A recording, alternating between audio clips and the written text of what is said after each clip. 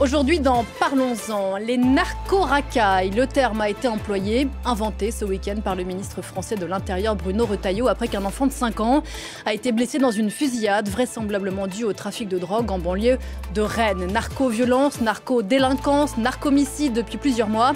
La France connaît une montée de la brutalité liée au trafic de drogue et cette brutalité est elle-même marquée par l'âge de ceux qui la pratiquent et la subissent. Ils sont de plus en plus jeunes, 15, 14, 13 ans. Trafic de drogue, la France est-elle en voie de mexicanisation? Le terme fait débat, on en parle avec mes invités jusqu'à 10h45. On a beaucoup de choses à se dire, c'est Parlons-en et c'est parti.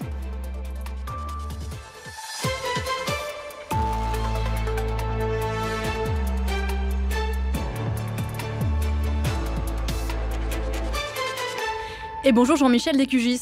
Bonjour. Bienvenue sur ce plateau. Grand reporter police-justice au quotidien français Le Parisien, co-auteur de Tueurs à gages, enquête sur le nouveau phénomène des shooters qui vient de sortir chez Flammarion. Bonjour Fabrice Risoli. Bonjour. Spécialiste des mafias, enseignant à Sciences Po, vous signez La gangstérisation, une mondialisation des réseaux, article paru dans le nouveau numéro de la revue Questions internationales de la documentation française, qui est précisément dédié, on le voit, à la gangstérisation du monde. Un trafic de stupéfiants en France en plein boom, hyper rentable, qui alimente des groupes criminels de plus en plus puissants. Rentrons dans le vif du sujet tout de suite. Est-ce que la France, Jean-Michel Descugis, est en train de devenir un narco-État?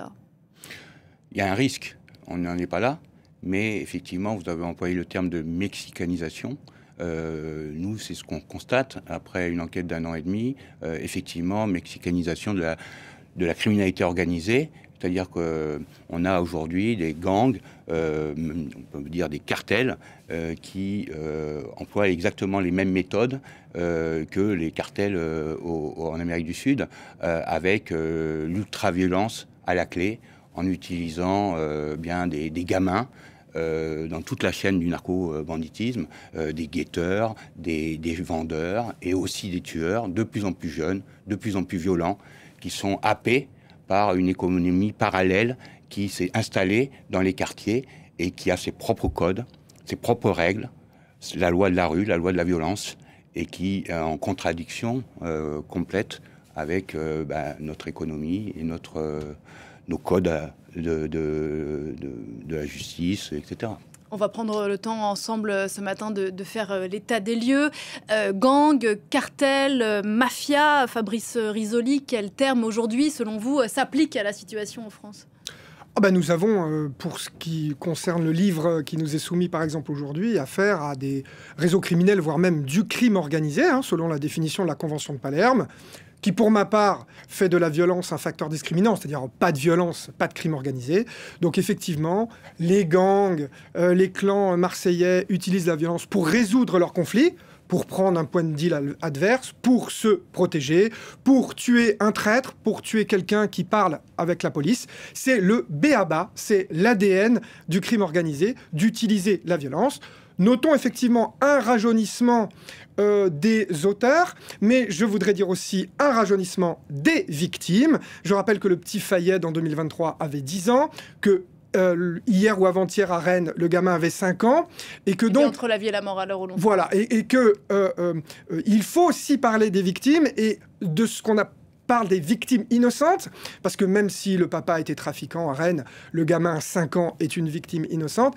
Ça montre quoi? Ça montre que tout le monde peut être touché. Le petit Fayed et son oncle n'avaient rien à voir avec le trafic, comme Soukaina, comme Sarah, comme Kohotar, et comme Ryan, comme bien d'autres. Et donc, ça peut arriver à tout le monde. Et ça, c'est une nouveauté. Il y a une prise de conscience, y compris dans les médias d'ailleurs, et nous sommes très satisfaits avec l'association Crimalt, de cette idée que les victimes sont à traiter aussi comme des personnes vraiment importantes. Si je peux rebondir, il y a les victimes collatérales, mais pour nous, toutes ces petites mains du trafic qui sont tués aujourd'hui, parce que les caïds aujourd'hui ne ciblent plus d'autres caïds.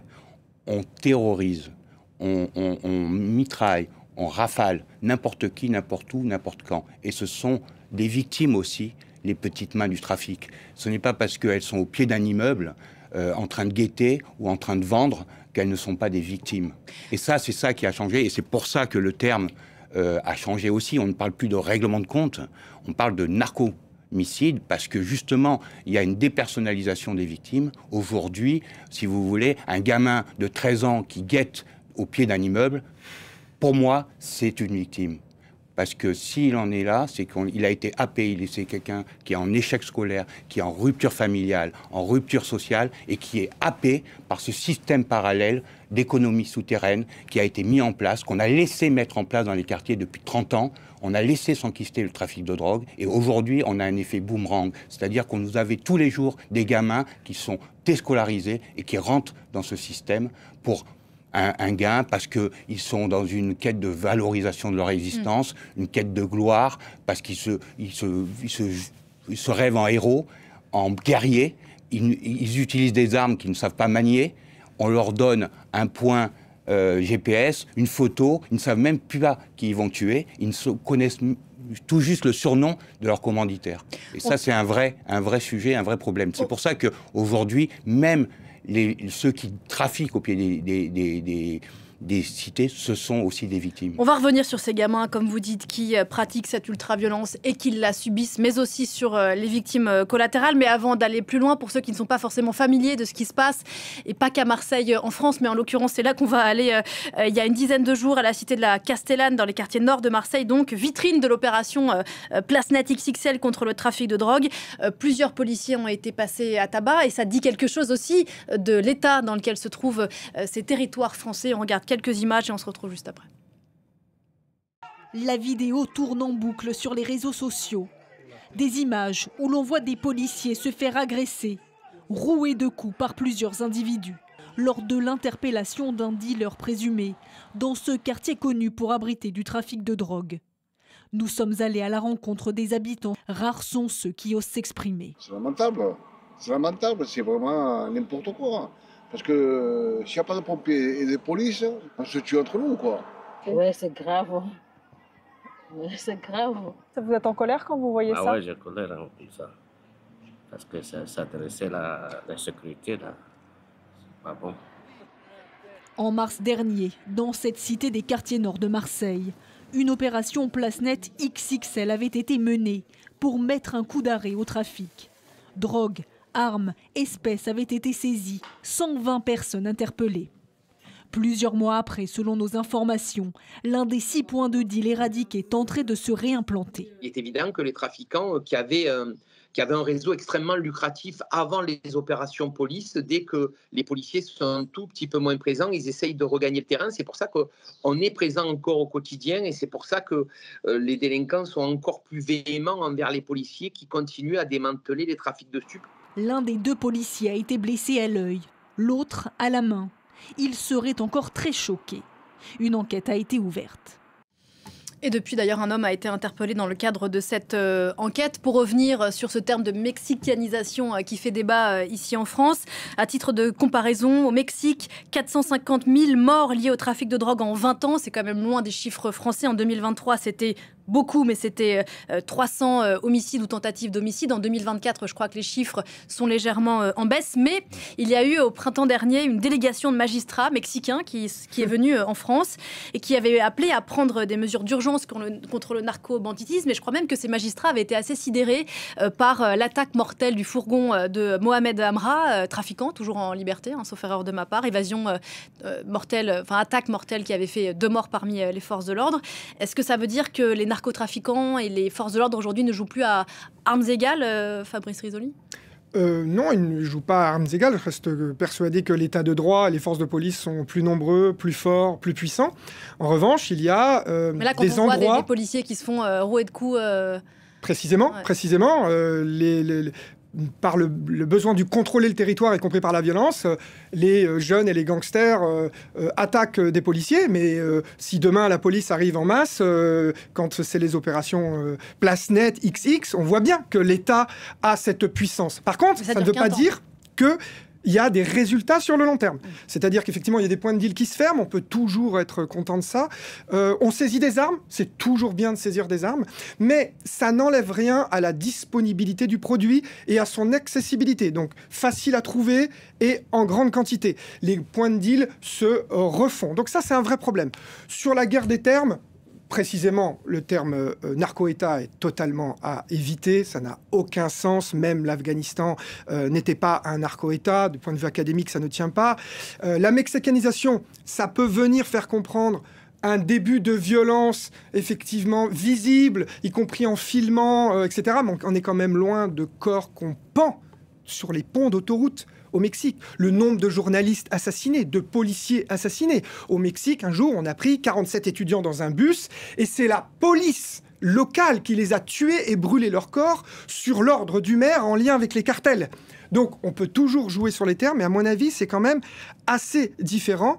En revanche, je pense qu'on pourrait s'intéresser aux causes de cette cartélisation, je préférerais cartélisation que mexicanisation, des gangs. Il y a par exemple une situation à Marseille qui est décrite dans le livre Tueur à gages, assez particulière. Vous avez 1% de la population, 20% des règlements de compte, donc déjà c'est énorme comme asymétrie. Et ensuite, vous lisez la Cour des comptes régionale de 2015 qui étrille 25 ans de mandat Gaudin, et qui vous explique que tout l'argent, quand on lit les livres de Philippe Pujol, le Fabrique du Monstre, sont allés aux sociétés de conseil et tout, ont manqué à l'intérêt public, ont manqué à l'intérêt général, ont manqué aux citoyens. Qu'est-ce que ça a donné? Ça a donné des écoles à l'abandon, des écoles du tiers-monde, avec des inondations, des rats, etc.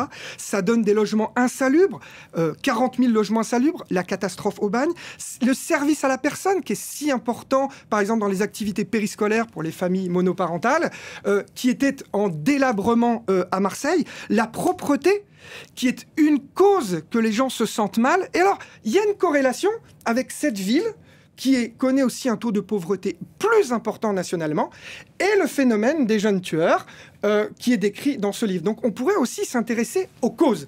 Et on pourrait s'intéresser dans les causes, Jean-Michel Descugis, dont vous ne parlez pas, Fabrice Risoli, à l'instant, mais c'est la consommation de drogue, le début de la chaîne. S'il n'y a pas de consommateurs, il n'y a nécessairement pas de trafic. Oui, en fait, ça, c'est... Oui, une fois qu'on a dit ça, qu'est-ce qu'on fait?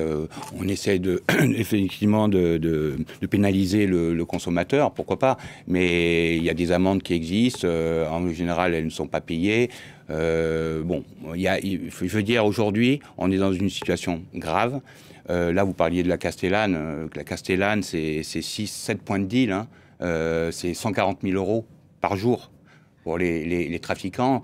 Donc, si vous voulez, là, il y a une asymétrie, on ne parle plus de la même chose. Vous avez des trafiquants qui ont beaucoup d'argent, beaucoup de moyens, et un État qui en manque considérablement. La justice, la police, ils sont submergés par les dossiers. Submergés. On n'a pas aujourd'hui les moyens, si vous voulez, de lutter contre le narco-banditisme. Donc, soit les autorités prennent le taureau par les cornes, soit on continue comme ça. Et là, je veux dire, on va vers le pire. Parce que quand on parle de mexicanisation, bien sûr, d'abord, il n'y a pas on n'est pas dans le même prorata de population. Mais ce que je veux dire, évidemment, on n'en est pas au Mexique. Mais tous les jours, vous avez des gamins qui sont torturés, séquestrés. Tous les jours, en France, vous avez des fusillades, des homicides, des tentatives d'homicide.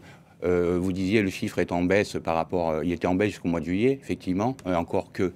là, on prend que les... homicides et tentatives d'homicide, vous avez aussi les règlements de compte. Et puis les fusillades, quand il n'y a pas de dégâts humains, elles ne sont pas comptabilisées. Ben, si vous voulez, si on comptabilise toutes les choses, vous arrivez à un chiffre qui fait peur et qui est en train d'exploser. Donc soit les autorités prennent le... Et c'est toute la chaîne, c'est aussi au niveau de la répression, en créant un parquet national, effectivement, anti-stup, en se donnant les moyens avec des repentis, en infiltrant les réseaux, en infiltrant les boucles WhatsApp, les boucles numériques, etc. Mais aussi en amont.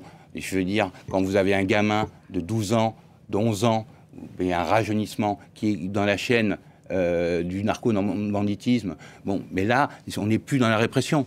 Là, il faut des structures qui prennent en place. Vous avez une protection judiciaire qui ne fonctionne plus. Vous avez une ASE qui ne fonctionne pas, ou très mal, qui dysfonctionne. ASE, pour ceux qui ne sont pas familiers. Oui. L'aide sociale à l'enfance. Bon.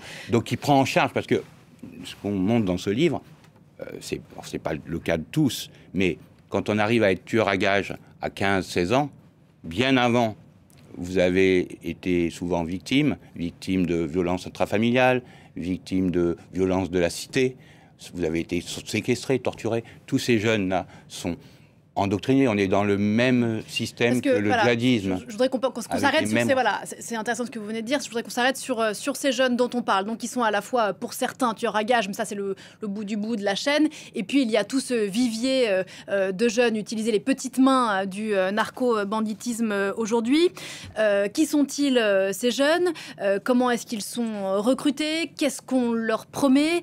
Et quel est leur rapport avec ces cartels, Fabrice Risoli, si on devait faire le portrait des petites mains du narcotrafic aujourd'hui en France? J'aimerais bien qu'il y ait des enquêtes scientifiques, académiques, sociologiques sur le thème, mais c'est quand même extrêmement rare. Simplement, pour ceux qui ont grandi dans une cité et pour tous les témoignages qu'on peut obtenir d'autres pays, si vous vivez, par exemple, dans une famille monoparentale, mais pas que, où le père en général n'est pas là, les pères sont pas là à Marseille, c'est quand même un problème. Et que vous grandissez et que le clan vous attire, la puissance du clan, les grands d'une manière générale.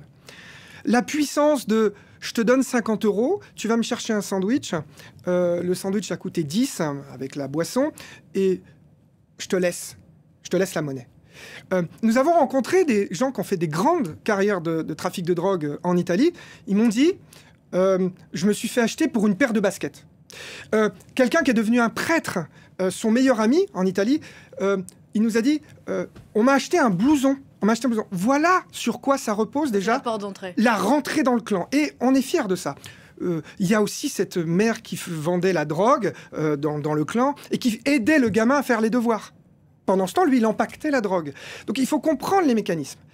Ça, c'est les profils pour rentrer dans le trafic. Après, tous ne passent pas la capacité de tuer des gens. Et là, dans le livre Tueur à gages, on a quand même parfois une variété de profils qui sont très intéressants. On a quand même des situations économiques et familiales très... voilà. Et donc, le profil, il est là, il y en a quand même pas beaucoup, mais ça commence à être un phénomène préoccupant. On revient quand même sur les causes. C'est-à-dire que Marseille, c'est 9,3% de chômage, c'est plus que ça, c'est une personne sur 4 en dessous du seuil de pauvreté. C'est énorme. Les inégalités sont énormes à l'intérieur de la ville, avec l'arrière-pays économique, l'Interland, comme on dit en géopolitique, Aix-en-Provence. Si vous prenez les grandes villes françaises, donc Paris, Lyon, Marseille, Bordeaux, Nice, Strasbourg, la pauvreté de Marseille est affligeante à côté de ces villes. Ça explique quand même... Le problème, c'est qu'aujourd'hui... Ça s'étend à d'autres villes que Marseille, Grenoble, on parlait de Rennes tout à l'heure. C'est le centre névralgique, Marseille. Et au Marseille, c'est un centre névralgique, effectivement, mais qui a exporté, si vous voulez... Bon, aujourd'hui, il y a un groupe criminel qui se dégage, c'est la DZ Mafia, qui a gagné sa guerre contre son clan rival Yoda. Aujourd'hui, ils ont externalisé un savoir-faire. C'est presque une franchise, aujourd'hui, la DZ Mafia, c'est-à-dire que, en fait, exactement sur le même système qu'un cartel, c'est-à-dire que par l'ultraviolence, ils ont réussi à s'accaparer des territoires, ils ont imposé leurs règles, leurs prix, dans certains territoires, ils font des alliances de circonstances, ce sont des espèces de fédérations d'associations criminelles, on se revendique d'eux, ils apportent un savoir-faire, une main-d'œuvre, des armes. Quand il y a un conflit dans une cité, par exemple à Nîmes, la mort de Fayed, il y a la DZ Mafia derrière. Pourquoi? Parce qu'il y avait un clan qui était en train de perdre la guerre contre un autre, eh bien, il a fait appel à la DZ, ils sont arrivés.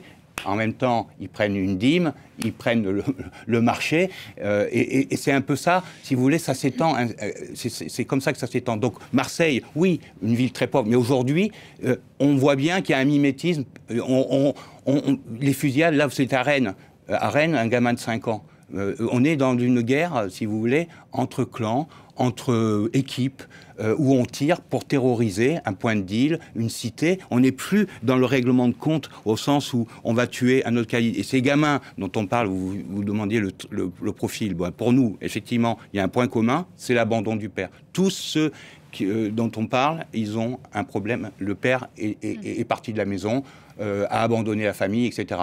Après, effectivement, on a affaire à des gamins totalement déstructurés, qui sont en échec scolaire, qui sont en échec, en rupture familiale, et qui sont dans une espèce de quête de valorisation de leur existence, de quête de gloire, ils se fantasment en guerrier. On est exactement dans les mêmes ressorts que le djihadisme, où vous aviez, en dehors de la dimension religieuse, mais où vous avez ce sentiment de héroïsation, d'appartenance à un groupe criminel qui fonctionne comme une secte. Et ces gamins, ils sont endoctrinés, ces petites mains du trafic, parce que d'abord, en fait, on cherche la cible, c'est la vulnérabilité. C'est pas forcément la précarité, c'est la vulnérabilité. C'est les gamins aussi qui ont des problèmes psy, pour la plupart. C'est ce qu'il faut savoir. C'est-à-dire qu'il y a un problème aussi de pédopsychiatrie en France. Hein.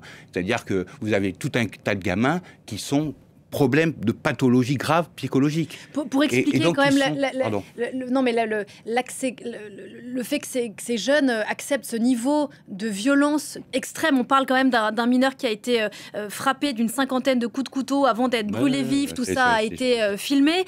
Comment, donc, vous parliez de... j'ai l'impression qu'on a du mal à comprendre comment ces jeunes parviennent à accepter ce niveau de violence, comme on avait du mal à comprendre pourquoi à la fin des années 2010, des jeunes sombrer dans le djihad et accepter ce niveau de violence extrême. Comment est-ce qu'on peut Quelles sont les pistes de réflexion là-dessus ? Je ne sais pas. Je ne suis pas sociologue de la délinquance juvénile. Ce que je peux vous dire, c'est que le commanditaire du jeune qui lui a dit d'aller tirer dans une cité, le jeune de 14 ans qui s'est fait larder de coups de couteau et brûlé vif, le commanditaire lui promettait 50 000 euros. Alors, qu'il n'aurait sans doute jamais vu d'ailleurs, non ? C'est ce que j'allais dire. Ou pas. Il aurait peut-être eu une partie. Et puis de toute façon, il aurait été tenu après par le clan. Malgré tout, le fait de promettre et le fait de récidiver plus tard et de commanditer quelqu'un d'autre, ça veut dire que quand même, toutes ces personnes qui commanditent leur assassinat en prison ont quand même des moyens financiers, parce que par exemple, il y avait quand même une équipe qui est venue le chercher à la gare qui l'accompagne. Donc il y a quand même des moyens financiers. Donc je voudrais dire que je suis complètement d'accord. Au-delà de la pauvreté, comment on s'attaque à ces réseaux criminels et on assèche une partie de leurs ressources, là, il y a un manque de moyens. Encore une fois, je voudrais citer la Cour des comptes, pas la Cour régionale des comptes de 2015, mais la dernière, qui évalue la politique publique de lutte contre la drogue. Elle invite les services de police à éviter la communication, donc communication place nette, CRS, etc., même s'il peut y avoir des avantages à cela. Je rajouterais la communication autour des saisies de drogue. Nous sommes obsédés par la saisie, alors on en saisit plein, Je rappelle que les cartels colombiens ont fait doubler leur production en 10 ans et qu'il n'y a aucun problème pour avoir aujourd'hui de la cocaïne, même si on saisit les 3/4 de la cocaïne qui arrive sur le territoire. C'est comme ça. En revanche, la Cour des comptes demande à faire plus d'enquêtes de fond, elle dit souterraines, pour remonter les filières. Et là, on a un problème de moyens. La même Cour des comptes, mais une autre, sur la police judiciaire, dit, avec les départs en retraite, il nous manque 20 000 officiers de police judiciaire. Les officiers de police judiciaire, c'est ceux dont on a besoin pour faire les filatures, pour faire les gardes à vue, pour faire des beaux procès-verbaux, pour faire des enquêtes patrimoniales. Et là, on a un vrai problème. On a 2 fois moins de juges en France que dans la moyenne de l'Union européenne. Le dernier rapport de la Commission européenne 2023 est sorti en 2024. Là, il est disponible sur le journal Le Monde. Rien n'a changé. 141 € sont dépensés par les Allemands, par habitant, par an pour sa justice hors prison, car la prison, c'est ce qui coûte le plus cher, juste pour la justice. Nous, 74 €. Donc les magistrats sont débordés. Crimalt a fait voter la confiscation obligatoire des avoirs criminels en avril 2024. C'était une peine complémentaire. Problème, il va falloir des moyens pour aller chercher cet argent. Là, on a un enjeu majeur, y compris pour réduire l'emprise des chefs sur les délinquants mineurs. Le temps du narcotrafic aujourd'hui n'est pas celui ni de la justice ni de la police française. Ça va beaucoup trop vite. On est en retard. Les voyous, de toute façon, depuis toujours, sont toujours en avance sur la police, sur les autorités. Donc ça continue. Et quand vous parlez de mots, là, narco, racaille, mais les mots, on est toujours à la traîne aussi, les mots. C'est ça. De la réalité, il y a une réalité, on peut mettre les mots qu'on veut dessus. Ce qui est sûr aujourd'hui, c'est que vous avez une situation qui est grave, que c'est pas nouveau, mais qu'il y a eu une accélération et qu'on est dans un processus d'accélération. Je veux dire, ce phénomène de tueurs à gages, de jeunes tueurs à gages, qui sont recrutés sur les réseaux sociaux par des caïds qui sont en général à l'étranger ou en prison et qui, depuis la prison, continuent à faire fructifier leurs affaires, à commanditer des meurtres, etc. Il est apparu en 2022, vraiment, réellement. Mais en fait, c'est le confinement, si vous voulez, qui a un peu tout chamboulé. Il y a eu, à ce moment-là, il y avait un problème de déplacement, de contact, et donc il y a eu un recours à l'ubérisation, à la sous-traitance, et aujourd'hui vous avez une sous-traitance du trafic de drogue, comme vous avez une sous-traitance dans toute l'économie nationale et internationale. Et les voyous, et bien si vous voulez, les caïds, ils sont exactement dans le même système capitalisme libéral agressif. Et aujourd'hui en France, on n'a pas les moyens d'empêcher un caïd depuis sa cellule de prison d'aller regardez, vous parliez, monsieur parlait de Hassen, donc Hassen, le fameux Hassen qui a 24 ans, hein, qui donc a commandité ce jeune de 14 ans et qui a fini par tuer un chauffeur de VTC. Bon. Qui n'avait absolument a priori rien à voir avec l'histoire. Voilà, une victime innocente. Au mois d'avril avant, c'est quelqu'un qui est à l'isolement en prison. Hein.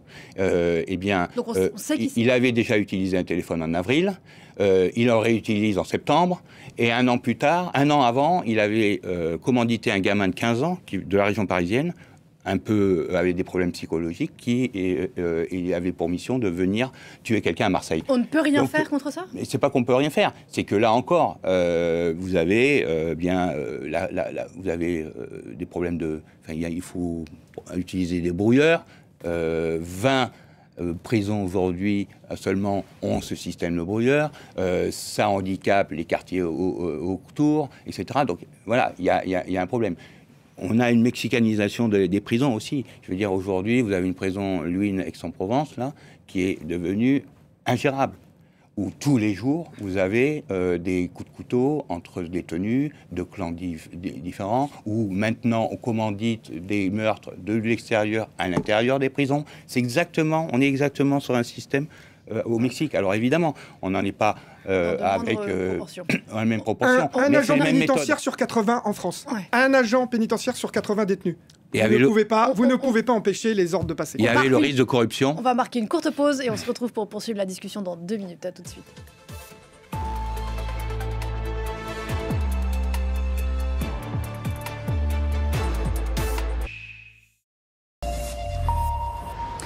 10h30 dans Parlons-en, aujourd'hui consacré au narcotrafic en France et au phénomène des très jeunes tueurs à gages sur fond de guerre des gangs, guerre des cartels. On en parle avec vous, Jean-Michel Descugis. Rebonjour.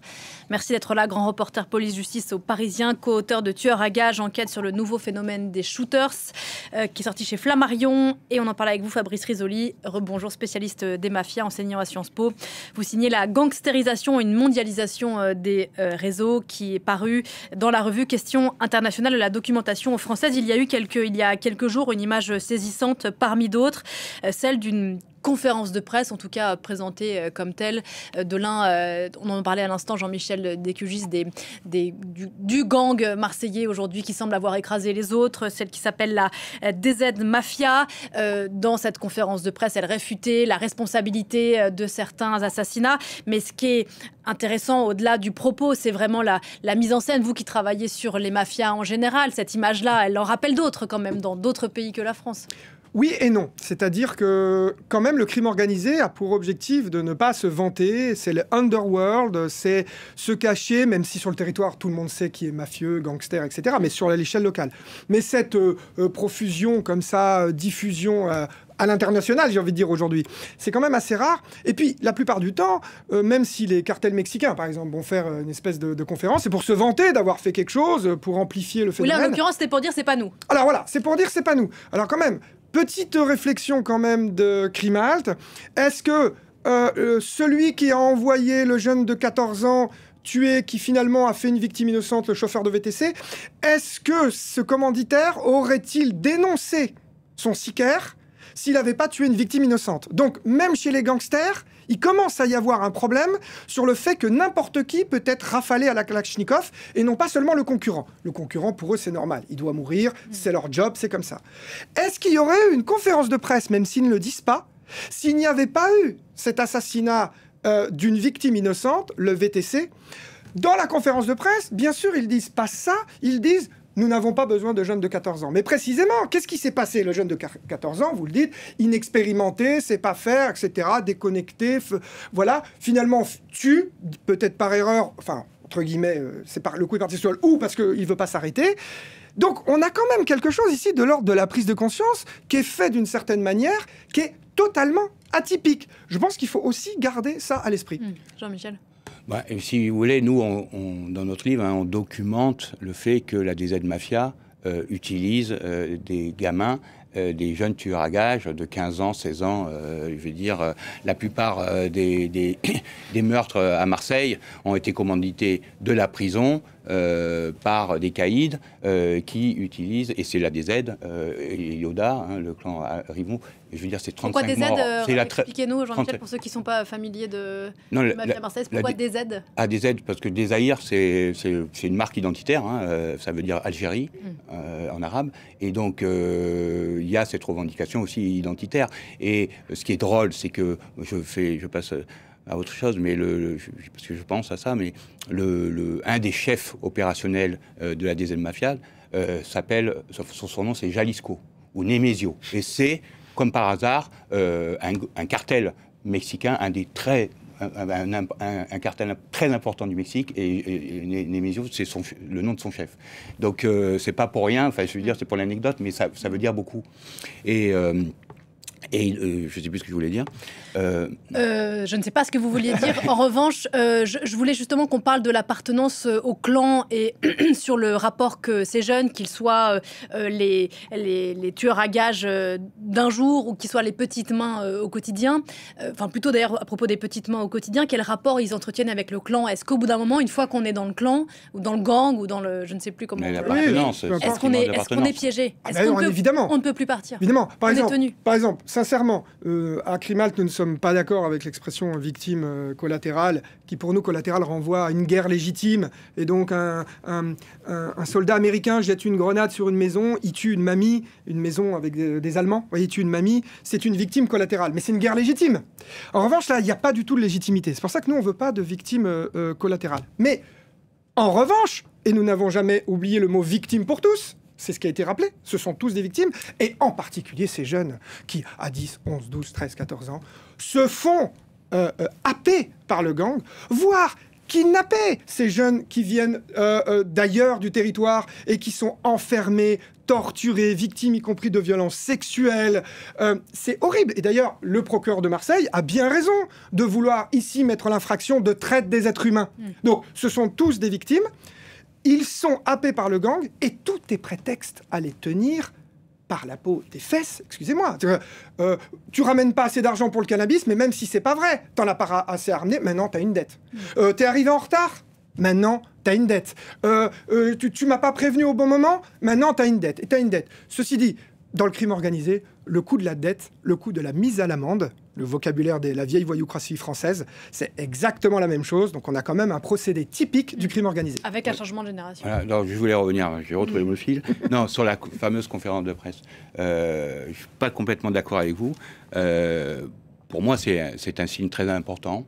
D'abord, c'est inédit en France. C'est la première fois que vous avez un groupe criminel qui fait une conférence de presse et qui revendique, parce que ce qu'ils disent, c'est on a des hommes, on a des armes, on peut, nous, intervenir quand on veut pour faire la guerre, etc.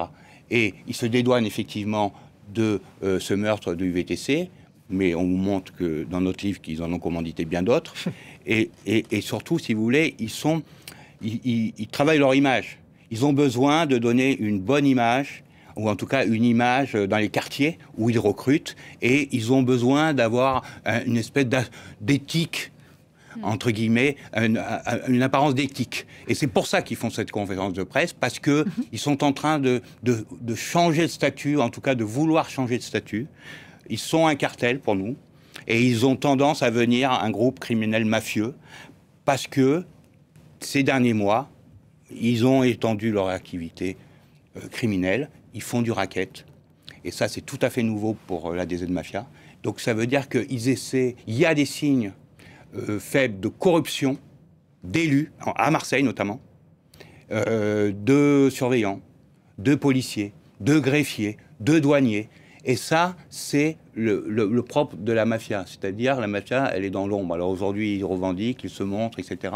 Il y a l'ultra-violence, mais leur désir, c'est d'aller vers un groupe criminel mafieux, comme dans les années, c'est vous qui êtes spécialiste, mais dans les années 2010, à Naples, dans le sud de l'Italie, avec la Gomorra, vous avez cette idée où on va vers un groupe criminel mafieux. Mais est-ce qu'ils ont les moyens aujourd'hui de se représenter comme la mafia Ils se posent en interlocuteur, en tout cas, de l'État. Ils disent, voilà, c'est nous. On a des hommes, on a des armes, on est prêt à intervenir. Et il se pose un interlocuteur, c'est un défi. Et d'ailleurs, la multiplication des fusillades avec victimes innocentes, un petit garçon à Rennes, un chauffeur de VTC, ça fait plutôt pas leurs affaires, j'imagine, pour le business. Je pense que oui. C'est-à-dire que je pense que vous avez raison, ils revendiquent leur puissance, mais quand même en expliquant que cette puissance fait qu'ils n'ont pas besoin d'embaucher des gamins de 14 ans qui commettent ce type d'assassinat de personnes qui n'ont rien à voir. Et c'est pas la première, encore une fois, Kaotar, Sarah, Fayed, ils sont maintenant des dizaines de victimes innocentes en France qu'on recense, plus les 2 agents pénitentiaires, plus le policier maçon à Avignon, plus d'autres, ça s'accélère. On a oublié il y a 10 ans ce policier de la BAC qui s'est fait tuer par une bande aussi de gangsters marseillais. Donc, cartel, c'est pas mal quand même comme mot. Mexicanisation, ça me fait un peu peur. Mais cartel, qu'est-ce que ça veut dire? On a employé ce mot-là il y a longtemps pour les cartels colombiens, parce que c'est plusieurs groupes qui s'entendent à l'époque sur le prix, cartel économique, évidemment sur la manière, pour envoyer la cocaïne aux États-Unis. Alors on a gardé cette idée de cartel parce que regroupement de plusieurs groupes. Et là, ce qu'on voit, c'est peut-être un groupe plus puissant que les autres, la DZ Mafia, qui absorbe d'autres petits groupes, parfois par la violence, parfois par le consensus, parce qu'on va aller chercher à Nîmes, on va aller chercher à Cavaillon, on va aller chercher, etc. C'est pas mal, la notion de cartel. Et vous avez raison d'attirer l'attention sur la montée en puissance possible, avec d'autres indicateurs que la violence. C'est totalement vrai. Corruption, racket, l'extorsion, c'est le b.a.-ba du pouvoir mafieux, c'est la base. On commence à avoir des affaires d'extorsion. Visible, parce que c'est très difficile l'extorsion. En général, le commerçant ne veut pas porter plainte, etc. Donc, il y a de quoi, effectivement, s'inquiéter sur ces critères. Corruption, c'était effectivement un terme qui avait déjà été employé, notamment, je crois, par Bruno Le Maire dans un rapport rendu au printemps. Je voudrais qu'on dise un mot des filles. On parle des garçons depuis tout à l'heure. Dans notre livre, elles apparaissent aujourd'hui. On peut dire que la criminalité organisée se conjugue aussi au féminin aujourd'hui. Avant, pendant longtemps, elles ont eu des rôles subalternes dans les groupes criminels. Elles étaient nourrices, c'est-à-dire qu'elles gardaient la drogue, elles servaient de prête-nom pour louer des voitures, des choses comme ça. Aujourd'hui, elles ont un vrai rôle de logisticienne dans les réseaux. On en a même eu une qui s'appelle Alicia et qui a 24 ans et qui fait partie de l'organigramme aujourd'hui de la DZ. Elle est en prison, mais on l'a retrouvée dans un logisticienne, on va dire, en chef d'un double meurtre en 2023 à Salou en Espagne, qui est un tournant dans la guerre entre la DZ Mafia et Yoda, puisque c'était le beau-frère du chef de Félix Bengui, qui est le chef de Yoda, qui a été assassiné en Espagne. Et il y avait 8 filles dans ce réseau, 5 ont été mises en examen, dont Alicia. Et Alicia, ensuite, derrière, est devenue une espèce de chef de réseau. Elle a participé comme grande organisatrice à un assassinat d'une petite main de trafic à Marseille. Et aujourd'hui, elle est mise en examen pour ces affaires-là. Le rôle des femmes a été extrêmement documenté, par exemple en Italie, où la production de sources est très importante. Très clairement, pendant longtemps, les femmes ne sont que celles qui transportent la drogue, celles qui transportent l'argent, c'est des compétences en économie, voilà, elles vont voir le comptable, le banquier, etc. Elles sont les messagères, c'est-à-dire qu'elles vont voir les mafieux en cavale et elles donnent les ordres, etc.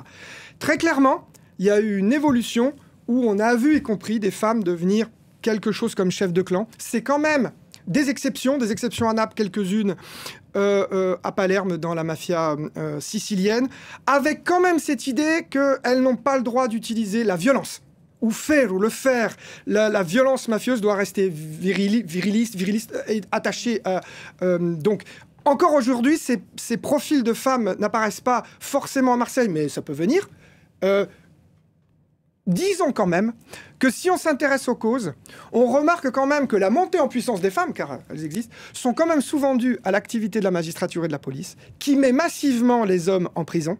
Et donc, sur le territoire, émerge le besoin d'un pouvoir de femmes qui va remplacer les hommes, faire les messages, etc. Rendons hommage aussi à tous les officiers de police judiciaire et les magistrats qui travaillent contre le crime organisé en France, parce que quand même, tous ces gens dont on parle, ils passent quand même beaucoup par la case-prison. Il ne faudrait pas non plus avoir une représentation totalement erronée. C'est même un passage obligé et calculé. Quand on pense mafia, on s'imagine aussi réseau de prostitution. Est-ce que ça aussi, c'est quelque chose qui se développe parallèlement dans les mêmes groupes? Est-ce que la DZ Mafia pourrait demain devenir aussi à la tête d'un réseau Pour moi, elle pourrait. Pour l'instant, il n'y a pas de signe, à ma connaissance, il n'y a pas de signe, mais elle pourrait tout à fait. Ça, c'est le propre d'un groupe mafieux, d'étendre ses activités aux raquettes, à la prostitution. Mais bon, le trafic de drogue rapporte tellement aujourd'hui, si vous voulez, que, effectivement, pourquoi passer à la prostitution? Bon, entre 3 et 6 milliards d'euros de chiffre d'affaires par an, ce sont les chiffres du gouvernement. Je ne sais pas ce que ça vaut. 200 000 personnes en activité, toujours selon un rapport public rendu il y a quelques mois. J'ai une dernière question peut-être compliquée, mais pourquoi est-ce que la France paraît un terrain de jeu particulièrement accueillant pour les narcotrafiquants en Europe? Alors notons l'est-elle par rapport à d'autres pays déjà? Alors notons que dans tous les autres pays, le narcotrafic existe. En Europe de façon équivalente? Alors, oui, de façon équivalente sur la consommation des drogues, ça dépend des drogues, même si en France, on est ceux qui consommons le plus de cannabis, y compris surtout parmi les jeunes, dans le pays où la loi est la plus sévère, alors qu'en Hollande, on est le pays où on consomme le moins de drogue et les jeunes, enfin le moins de cannabis. Évidemment, le cannabis est légal depuis 1976. Mais une fois qu'on a dit ça, on a vu apparaître de la violence de ce type dans d'autres pays qui n'étaient pas habitués à cela. Donc, par exemple, la Suède. La Suède, on s'entretue dans les quartiers populaires à la Kalachnikov, alors qu'on pensait jamais que ça n'arriverait. On s'entretue dans les quartiers populaires de l'Est londonien aussi, plutôt au couteau, même si les armes à feu, etc. Donc, on n'est pas les seuls. Il y a du crime organisé très puissant en Irlande. Tous les criminels sont basés en Espagne. Donc, même s'il n'y a pas trop d'homicides en Espagne, par rapport à chez nous, voilà, c'est pas équivalent. Mais bon, la mafia italienne est toujours extrêmement puissante, sans parler des Balkans, etc. Donc, on peut comparer, mais la Belgique, les Pays-Bas ont montré que la prégnance du narcotrafic, avec des organisations criminelles depuis 10-15 ans, pensait que les Pays-Bas étaient exempts de ça. D'un mot, la France n'est pas une exception? Non, vous avez aux Pays-Bas, justement, vous en parliez, la Mokro Mafia. D'ailleurs, la DZ tend vers ça, c'est un peu son modèle. Et d'ailleurs, ils ont des liens entre eux. Et la Mokro Mafia, elle a fait tuer un journaliste, elle menace le ministre de la Justice, etc. Et si, encore une fois, les autorités ne prennent pas le taureau par les cornes, on va vers ça en France. En attendant, l'IGPN, Jean-Michel Descugis, a ouvert une enquête à propos de votre livre, à vous, La police des polices, enquête sur le nouveau phénomène des shooters tueurs à gages, qui est sorti chez Flammarion. Merci beaucoup. Si je peux dire un mot là-dessus. Bien sûr, allez-y, oui, d'un mot. Non, mais je veux dire, chacun est dans son rôle. Nous, si vous voulez, on est journalistes. On peut comprendre qu'un juge s'étonne de voir des pans entiers possible violation du secret de l'enquête. Voilà. Mais si vous voulez, nous, à partir du moment où il y a 49 morts à Marseille en 2023 et où vous avez des fusillades continuelles en France, on essaie de notre travail, de documenter ces nouveaux phénomènes, d'essayer de comprendre pourquoi on en est arrivé là. Et donc, c'est notre travail du journaliste. Et une chose, c'est qu'on a une pierre angulaire de notre métier qui est la protection de nos sources. Et évidemment, nos sources seront protégées. Voilà, enquêter n'est pas un délit, à la différence du trafic de drogue. Merci encore Fabrice Risoli, spécialiste des mafias, enseignant à Sciences Po. La gangstérisation, une mondialisation des réseaux dans la revue Questions internationales de la documentation française. Merci beaucoup messieurs. Tout de suite le grand format, parlons-en. On se retrouve pour le journal de 11h. À tout à l'heure.